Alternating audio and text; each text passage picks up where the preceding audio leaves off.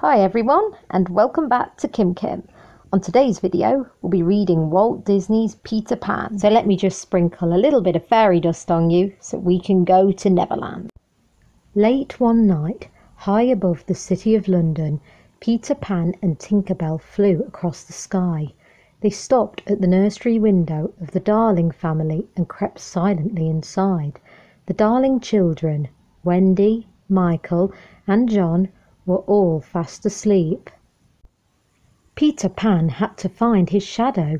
He had left it behind the last time he had visited the Darling nursery. He often came and secretly listened to Wendy tell bedtime stories about Neverland, pirates, fairies, and himself, Peter Pan. Finally, Peter found the shadow inside a dresser drawer, but when he tried to catch it, the shadow flew away. Peter chased it around the room, knocking over a table and waking Wendy. Before long, Peter Pan had convinced Wendy to come back to Neverland with him. "Oh, Peter, it would be so wonderful," said Wendy with a gasp. "I'm so happy, I think I'll give you a kiss." She stepped up to Peter Pan and puckered her lips, but just then something "Shh! Twinkle, twinkle!" yanked her back by the hair. It was Tinker Bell. The tiny pixie was already jealous of Wendy. "Stop it, Tink!" scolded Peter, chasing the pixie around the room. Soon Michael and John were also awake. They wanted to come to Neverland too. So Peter Pan sprinkled some of Tinker Bell's pixie dust over the children and told them to think happy thoughts. "You can fly," said Peter. Whoosh! Whoosh! Soon they were soaring through the sky, heading for Neverland. At last the children looked down and saw golden rainbows, blue waterfalls, and mermaids singing in a lagoon. It was the most beautiful place they had ever seen. "Oh, Peter," said Wendy happily, "it's just as I've always dreamed it would be." There were beaches and deep forests, and of course there was a pirate ship. Yes, this indeed was Neverland. Peter Pan led the children to Hangman's Tree, the secret hideout where he lived with his good friends, the Lost Boys. Then, while John and Michael went off to explore the island with the Lost Boys, Peter Pan and Wendy went to visit the mermaids in Mermaid Lagoon.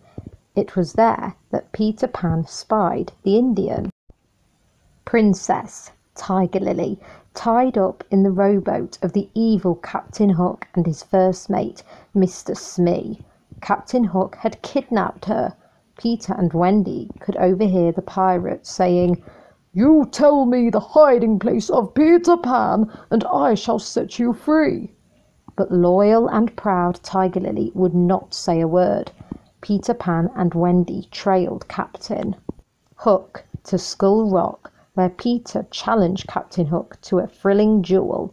Peter was too quick for the pirate, who ended up in the water and was chased away by the crocodile. Peter rescued Tiger Lily and brought her safely home. The Indian chief was so grateful, he made Peter Pan a chief too. As for Captain Hook, he was furious. He hatched a plan to get back at Peter Pan. First, he had his first mate capture Tinker Bell. Captain Hook tricked her into revealing the location of Peter's secret hideout. Then he locked her up inside a lantern. As Captain Hook's band of pirates approached Hangman's Tree, the Darlings and the Lost Boys were coming outside. One by one, they were captured. But Captain Hook still did not have Peter Pan, so he and Smee left behind a bomb, wrapped as a gift from Wendy. Soon, Peter would open it and kaboom! "Peter Pan will save us," Wendy said to Captain Hook. When they had all been taken back to the pirate ship, Captain Hook roared with laughter.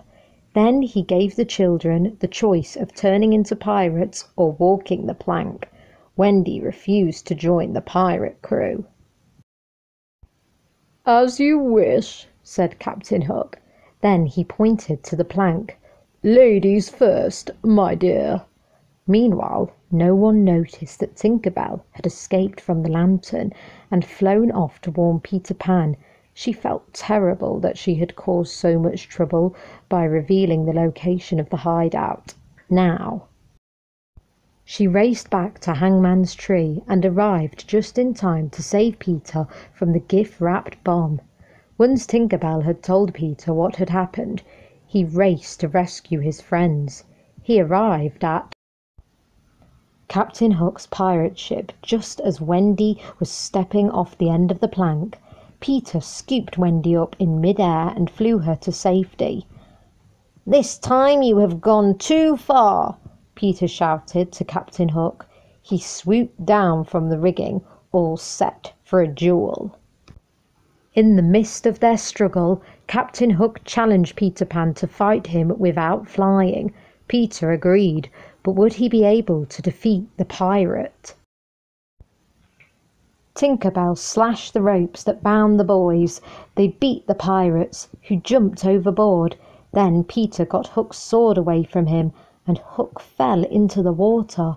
When the children last saw him, the evil pirate was swimming away with the crocodile close behind. Peter Pan took command of the pirate ship. "Hoist anchor!" he cried.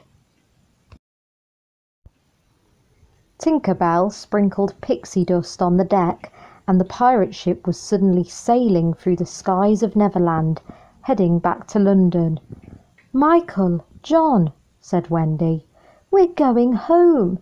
Back in the nursery, Wendy waved goodbye as Peter Pan sailed off into the night. Looking over Wendy's shoulder, her mother, Mary Darling, could not believe her eyes. Together, mother and daughter watched the ship as it sailed past the moon on its journey home to Neverland. I hope you enjoyed the story. Please remember to give a thumbs up and subscribe for more fun. So see you next time on Kim Kim.